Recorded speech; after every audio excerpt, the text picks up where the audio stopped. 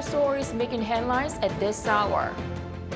The U.S. says North Korea has recently supplied several dozen ballistic missiles to Russia for its war efforts in Ukraine. The U.S. ambassador to the UN is set to raise the issue with the UN Security Council. The UN projects the global economy to slow down this year, expanding at just 2.4% due to sluggish growth in major economies like the U.S. and China. But it predicts South Korea's economic growth to accelerate this year. Over in Iran, the Islamic State claims it is behind the bombing in Iran at a memorial service on Wednesday, with 2 IS members wearing explosive vests carrying out the attack. At least 84 people have been killed in the bombing. Good afternoon. The U.S. says North Korea has recently supplied several dozen ballistic missiles to Russia for its war efforts in Ukraine.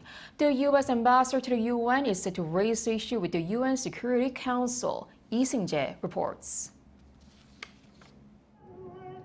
According to a U.S. official, North Korea recently provided Russia with several dozen ballistic missiles, as well as ballistic missile launchers, as Moscow looks to restock its weapons stockpiles amid its prolonged war in Ukraine. Speaking to Seoul-based Yonhap News Agency on Thursday, the official said the arms exchange between the two comes as Russia has become increasingly isolated on the global stage and has been forced to look to like-minded states for military assistance due to sanctions and export controls. U.S. National Security Council Coordinator John Kirby confirmed the missile shipments, saying that Russian forces launched at least one of the North Korean missiles into Ukraine last Saturday and several more on Tuesday. Kirby added that the North Korean missiles sent have a range of 900 kilometers, adding that the shipment of missiles is a significant and concerning escalation in Pyongyang's support for Moscow. Washington assesses that the North is seeking military assistance from Russia in return for missile support, including fighter aircraft, surface-to-surface missiles, armored vehicles, and other advanced technologies. The comments from Washington come as the Wall Street Journal, citing U.S. government officials, also reported on Thursday that Russia had recently been receiving short-range ballistic missiles from North Korea. However, the report also indicated that Moscow plans to purchase short-range ballistic missiles from Tehran. It added that the North had begun shipping various weapons to Russia, while shipments of ballistic missiles had been sent for the first time. Meanwhile, U.S. Ambassador to the United Nations Linda Thomas-Greenfield said Thursday that Washington will formally raise the issue at the UN Security Council. The envoy stressed that both North Korea and Russia violated UNSC sanctions, which stipulate an arms embargo on Pyongyang. She says the issue will be raised next Wednesday when the UNSC holds a meeting on Ukraine. Lee Seung-jae, Arirang News. The South Korean military has detected that North Korea has recently built concrete guard posts in the demilitarized zone. According to a military source on Friday, the construction of concrete structure is part of North's guard post restoration that began last November, after the regime terminated the September 19th inter-Korean military agreement. Under the agreement, both South and North Korea destroyed 10 guard posts near the border as part of efforts to reduce tensions, but restoration efforts are now being witnessed at all of North's guard posts. The military also detected North Korean troops installing mines on the road connecting the South and the North. South Korea has decided to close down the government foundation that have been in charge of handling issues related to the now shuttered Korean Industrial Complex. But the government noted that it does not necessarily mean a complete shutdown of the Kaesong Industrial Complex. Our Kim Jung-sil reports. It's official. The Kaesong Industrial District Foundation will be shut down. An official at the South Korean Ministry of Unification told reporters the news on Thursday afternoon. The foundation had been in charge of legal procedures for South Korean companies operating in the Kaesong Industrial Complex in North Korea. The announcement comes more than 7 years since the KIC, where North Koreans had worked for South Korean firms, halted all operations back in February 2016 due to heightened military tensions between the two Koreas. The dream of operations restarting was shattered back in 2020 when Pyongyang blew up the Joint Liaison Office in the complex. The South Korean government's decision comes as military tensions rise on the Korean peninsula, with North Korean leader Kim Jong-un calling it two Koreas, saying, quote, "The North-South relation is between two hostile states, not homogeneous ones," during his speech at the Workers' Party Central Committee meeting at the end of last year. The South Korean official added that the ministry will hold talks with South Korean companies that have facilities in the industrial complex within the next 2 weeks to explain how the ministry plans to continue supporting them on behalf of the foundation. We have to understand that the Kaesong Industrial Complex served its purpose back at the time, but that's no longer the case. But we know that where North Korea's true heart was, and that happened to be nuclear development, not economic development. Dr. Go added that it is important to focus on a new dynamic between the two Koreas as times have changed since the KIC was created. Kim Jong-sil, Arirang News. The U.S. government has placed North Korea on a list of 12 countries of particular concern for religious freedom violations. This marks the 22nd consecutive year for North Korea to appear on the annually updated list. Yoon reports. On Thursday, the United States released its annual assessment of religious freedom in countries around the world. Secretary of State Antony Blinken announced the list of countries that he said have engaged in or tolerated particular severe violations of religious freedom, keeping all 12 countries on the blacklist from the year before. Named as countries of particular concern are China, Cuba, Eritrea, Iran, Myanmar, Nicaragua, North Korea, Pakistan, Russia, Saudi Arabia, Tajikistan, and Turkmenistan, making it the 22nd consecutive year for North Korea to appear on the annually updated list. The 12 countries were on an original list of 17 countries recommended by the United States Commission on International Religious Freedom for designation as countries of particular concern in May 2023. The commission cited religious freedom in North Korea to be among the worst in the world, as those caught practicing religion or even suspected of harboring religious views in private are subject to severe punishment, including arrest, torture, imprisonment, and execution. Designated on a special watch list are Algeria, Azerbaijan, the Central African Republic, Comoros, and Vietnam, also for engaging in or tolerating severe violations of religious freedom. In his statement, Blinken recognized that significant violations of religious freedom are also occurring in countries not designated, and that efforts must be made by governments to end abuses and attacks on members of religious minority communities, particularly their places of worship. Since 1998, when the U.S. Congress passed the International Religious Freedom Act, the U.S. government has annually assessed religious freedom in countries around the world and issued designations of countries of concern. Yoon, Arirang News. President Yun has vetoed 2 bills spearheaded by the main opposition party to open special probes into high-profile allegations, including his wife's suspected involvement in stock manipulation. His chief of staff, Lee Kwan-sup, said Friday that the 2 special prosecution bills were unilaterally passed through tyranny of the majority without consulting the ruling party, while delaying the passage of urgent bills that matter for the Korean citizens. The opposition Democratic Party holds 168 seats in the 300-seat National Assembly. Stating the bills were crafted to manipulate public sentiment before the April general election, he said the president has a duty to protect constitutional values in the electoral process. One of the bills targets First Lady Kim Gun-hee, who has been accused of involvement in manipulating the stock prices of a BMW car dealer in Korea. An investigation under the previous government did not find any wrongdoing by Kim. The other bill proposes a probe into 6 people suspected of taking kickbacks in the land development scandal. President Yun emphasized South Korea's commitment to being a first mover in innovation as he pledged to increase R&D funding during his term. This as he attended a New Year's greeting for the nation's scientists and telecommunications communities on Friday at the Korea Institute of Science and Technology. He also underscored the importance of, quote, game-changing future technologies like AI, advanced biotech, and quantum computing, not only for Korea to become a global leader, but also to create quality jobs.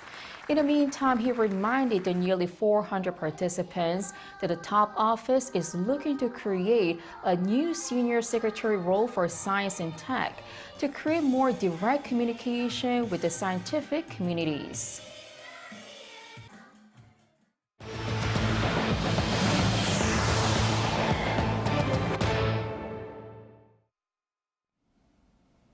The UN projects the global economy to slow down in 2024, expanding at just 2.4% due to sluggish growth in major economies like the US and China. But it predicts South Korea's economic growth to accelerate this year. 2023 saw stronger than expected growth coming out of the COVID-19 pandemic.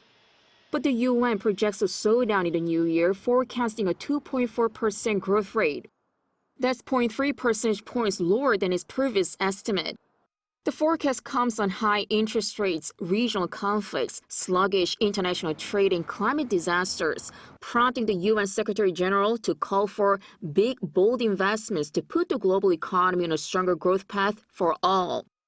Major economies will be among the hardest hit, like the U.S., the world's largest economy, whose growth is expected to drop to 1.4% this year from 2.5% last year. China is also projected to see a modest slowdown, with its growth estimated at 4.7%, while Europe and Japan are forecast to see 1.2% growth. However, the UN estimates the South Korean economy will grow in line with the global pace at 2.4%. There will be a major improvement from the 1.4% growth rate in 2023, which was hit by weak private spending. Despite high borrowing costs, the report points to a rebound in investment, which will lead to a higher growth in the new year.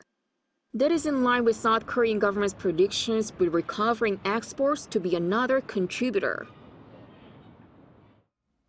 While South Korea aims to boost its economic growth in the new year, the government will put improving people's everyday lives on top of agenda, seeking to ease the burden of high prices and interest rates. Our Moon has more.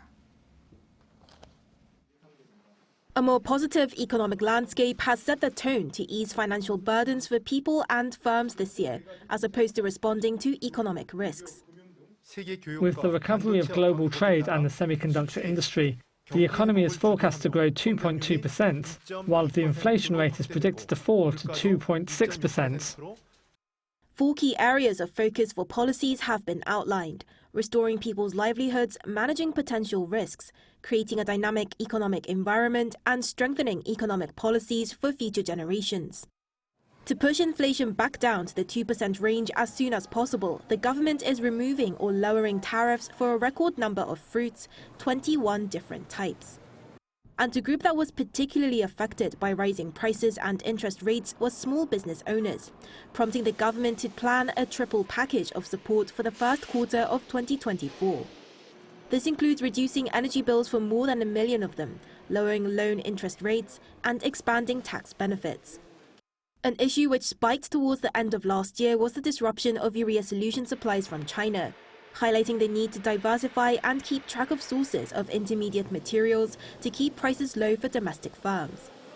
The government is therefore making a database of 200 key items crucial for economic security and establishing a fund of around $7.6 billion to boost domestic production capabilities of listed items. South Korea is also planning for the future in 2024 by changing social stigmas that are contributing to its 4-year natural population decline, such as expanding the period of parental leave for both parents from 12 months to 18 months. Career breaks for mothers are a serious issue, and the government needs to promote an environment where the workplace encourages the whole family to become involved in raising a child. Boosting the research and development sector by temporarily increasing tax cuts by 10% for firms increasing R&D investment will also happen for the first time ever. So large companies that would have received tax credits of up to 25% of increment investments for R&D will now receive 35% of the amount. In addition to this, the government will be funding SMEs in 5 key sectors: chips, rechargeable batteries, bio, future mobility, and hydrogen industries, with a starting budget of roughly $2.3 billion. Moon, Arirang News. South Korea's instant noodles, ramyeon, have been around for 6 decades. Now ramyeon is enjoyed globally, with its exports hitting a record high last year. And there's now hundreds of varieties. Our An Sung-jin has a story. South Korean instant noodles, known as ramyeon, are becoming a hit across the world. Data from the Korea Customs Service shows ramyeon exports reached a record high last year, exceeding more than 1 trillion won.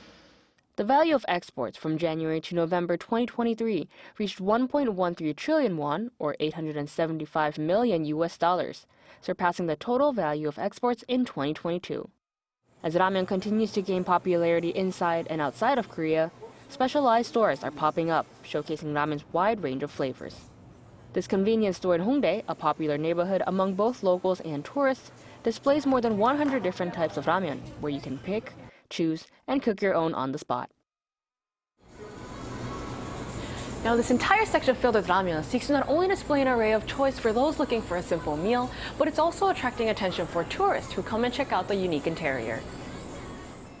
A store official stated that foreign customers account for 62% of the store's total ramen sales, and said they often purchase extra packs of ramyeon as souvenirs. The store sells an average of nearly 500 packs a day, 10 times that of regular convenience stores. Ramen library was super interesting to us. So the reason why we wanted to come here was because we are mostly Shin fanatics, but we realized that there's so much more that Korea has to offer when it comes to the instant ramens, and so we wanted to see what it was all about and try something new. I don't know how many kinds of ramen in Korean, but have this kind of press, so it's like clearly can show the foreigner what is the Korean's ramen culture. Similarly, a local supermarket has created a section with more than 300 varieties of ramyeon. It has since seen a 34% increase in ramen sales. An expert noted that the emergence of such specialized stores, alongside the popularity of ramyeon, comes as Korean culture gains momentum. Korean ramyeon has established itself as a representative Korean food mostly through K-pop artists and social media. Foreigners seem to be particularly attracted to the reasonable price, good quality, and variety of tastes. Also, more consumers have shown tendencies to delve into one sector and find satisfaction there. As more consumers become enthusiasts in one specific category, stores specializing in one product could be on the rise, not just for ramyeon, but for other items too. An Sung-jin, Arirang News. Over in Iran, the Islamic State claims it is behind the bombing in Iran at a memorial service on Wednesday, with 2 IS members wearing explosive vests carrying out the attack. At least 84 people have been killed in the bombing. Choi Soo-hyung has the latest. The Islamic State group has claimed the responsibility for the bombings at the memorial service for Iranian General Qasem Soleimani on Wednesday in Kerman that killed at least 84 people and injured 284. According to the Reuters, IS stated on Thursday via Telegram about the terror attack. On Thursday, Iran's IRNA news agency reported that 2 IS members wearing explosive vests carried out the attack. United States National Security Council spokesperson John Kirby also commented on the attack. We have seen the public credit now that ISIS-K has taken for the attack in Iran. We're certainly in no position to doubt that claim by ISIS-K. Islamic State is an extremist Sunni Islam group and is hostile to Iran because it considers Shia Islam as heresy, and Iran is considered as a leader of Shia Islam. Iran designates IS as an extremist terrorist organization, although it also supports some other Sunni groups such as Hamas. The United Nations Security Council strongly condemned the bombing in Iran and emphasized the perpetrators and the forces behind the attack must be held accountable. The Security Council urged all UN members to actively cooperate with the Iranian government. Choi Soo-hyung, Arirang News.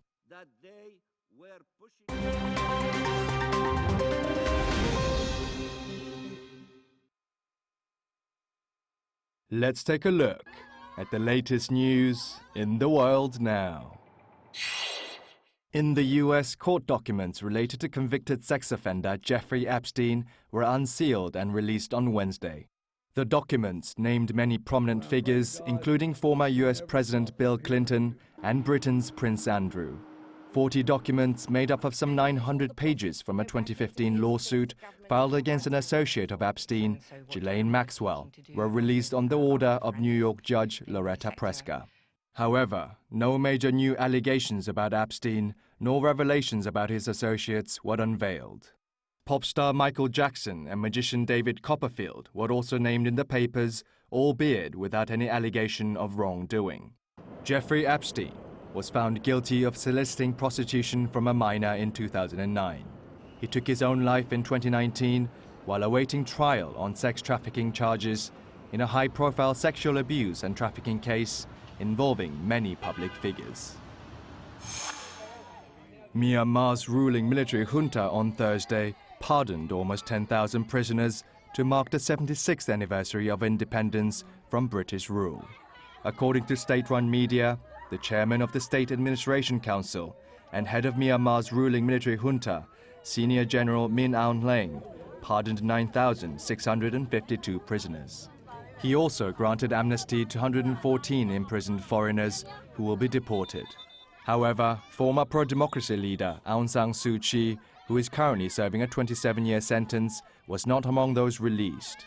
Human rights group Assistance Association for Political Prisoners say 25,730 people have been imprisoned in Myanmar since the coup d'etat in February 2021, with 19,930 still in detention as of Wednesday. In Russia, the country's capital Moscow had its lowest temperature in 74 years on Thursday. In some districts of the city, the temperature plunged to minus 27 degrees Celsius. That's the coldest since the minus 29 degrees recorded on January 3, 1950. According to the Russian Meteorological Office, an anticyclone pushed down this week's temperature to around 13 to 15 degrees Celsius lower than the average for January. The severe cold spell is expected to last until after the Russian Orthodox Christian Christmas this Sunday. Kim Seong, Arirang News.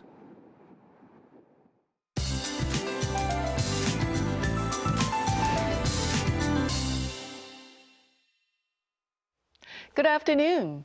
Comfortable winter temperatures continue today with figures staying above the season norms. Then there will be a freezing weekend just in time for Sohan. In the seasonal calendar, things get much colder around this time. Then next Monday morning, the commute will be a bone-chilling one with an expected low of minus 9 degrees Celsius here in Seoul. We haven't had a sunshine for more than a week in the capital area because of dust coverage. Today looks to be no different with higher dust levels due to more dust blowing in from overseas. There could be a light mix of rain and snow in the east of Gyeonggi-do and west of Gangwon-do province today, so please drive carefully out there. Afternoon highs are 1 to 5 degrees higher than Thursday. Seoul seeing a high of 8 degrees. Busan, Gyeongju topping out at 13 degrees Celsius this afternoon. The cold snap that's on its way will only last through next Monday. Then temperatures will jump right back to above norms next week. That's Korea for you, and here's a look at the international weather conditions.